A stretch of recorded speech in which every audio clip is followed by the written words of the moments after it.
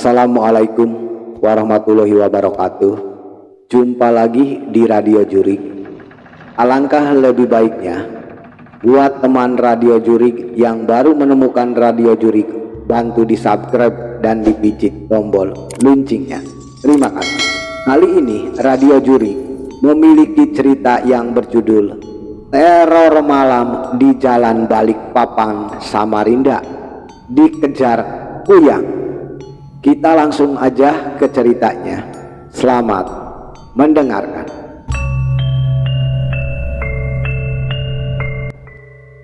Malam itu langit tampak murung saat aku bersama Rani mulai berjalan. Kami dari Balikpapan menuju Samarinda.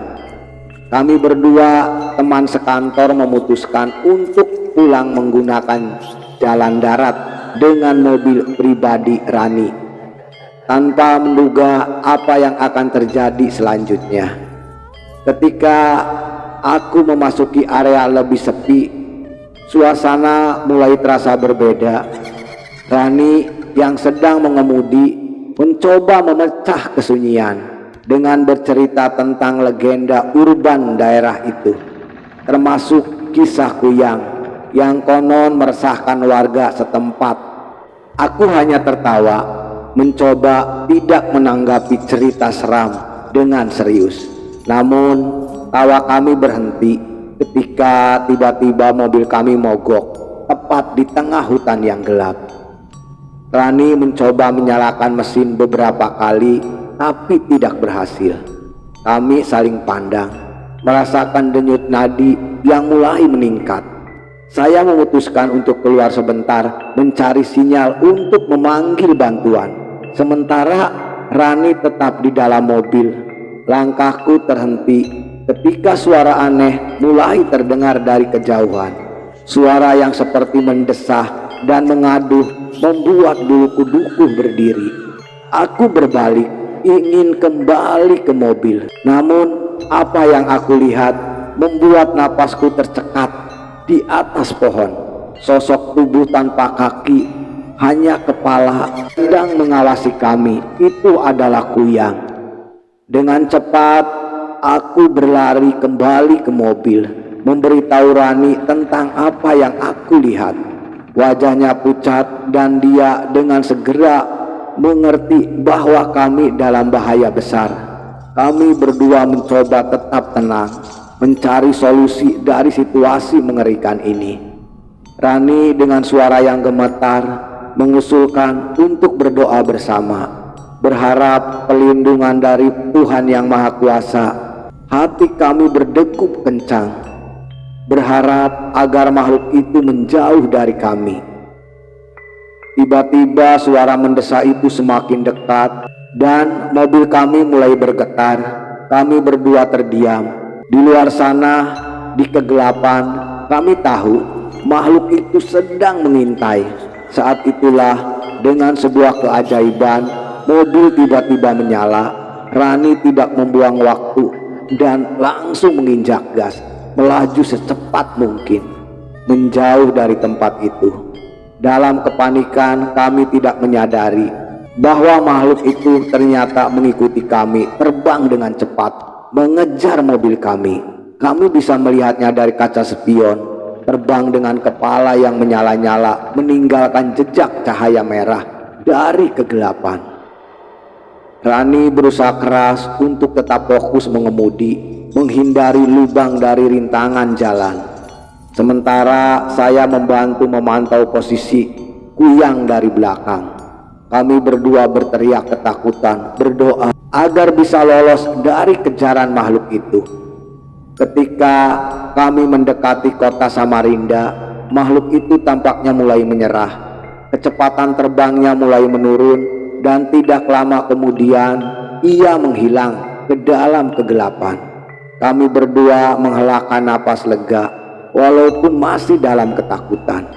Sesampainya di Samarinda, kami langsung menuju ke kantor polisi untuk melapor kejadian yang baru saja kami alami. Namun tidak ada yang benar ataupun tidak ada yang percaya pada cerita kami. Mereka menganggapnya hanya hayalan atau akibat lelah di perjalanan. Setelah kejadian itu, baik aku maupun Rani tidak pernah lagi menggunakan jalan itu saat malam hari. Kami selalu berusaha untuk memulai perjalanan lebih awal agar tidak terjebak di jalan saat senja tiba. Kisah kami menyebar di kalangan teman dan keluarga, dan tidak lama kemudian menjadi perbincangan di media sosial. Banyak yang awalnya skeptis, tapi lama-lama lebih banyak cerita serupa muncul, membuat orang mulai percaya. Beberapa waktu kemudian, sebuah tim peneliti dan pemburu hantu lokal memutuskan untuk melakukan investigasi di jalan tersebut. Mereka ingin mencari tahu kebenaran di balik legenda Kuyang yang telah lama meresahkan warga setempat. Apakah mereka berhasil menemukan bukti? Itu masih menjadi misteri hingga saat ini.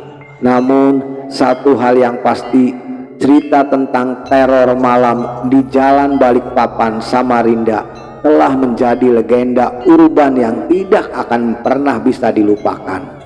Bagi kami, pengalaman itu telah mengubah pandangan kami tentang dunia. Kami menjadi lebih waspada terhadap hal yang tidak dapat bisa dijelaskan secara logis, dan lebih menghargai setiap saat yang kami miliki, karena kita tidak pernah tahu apa yang mungkin terjadi di kegelapan malam.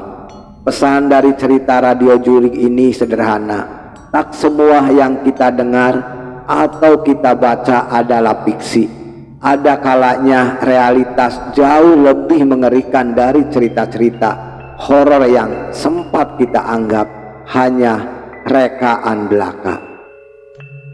Dan bagi siapa saja yang berencana melintasi jalan antara Balikpapan dan Samarinda, berhati-hati. Anda mungkin tidak percaya pada legenda urban, tapi tidak ada salahnya untuk lebih menjaga atau berjaga-jaga, terutama jika perjalanan Anda harus dilakukan di malam hari. Selesai. Itulah cerita Radio Jurik yang memiliki judul Teror Malam di Jalan Balikpapan Samarinda Dikejar oleh Kuyang. Terima kasih semuanya yang sudah mengikuti Radio Jurik. Semoga cerita Radio Jurik bisa menghibur teman Radio Jurik semuanya. Alangkah lebih baiknya sebelum meninggalkan Radio Jurik, bantu di subscribe dan dipijit tombol loncengnya. Terima kasih. Buat teman Radio Jurik semuanya, kami mengucapkan selamat beraktivitas dan tetap semangat. Hantu itu ada.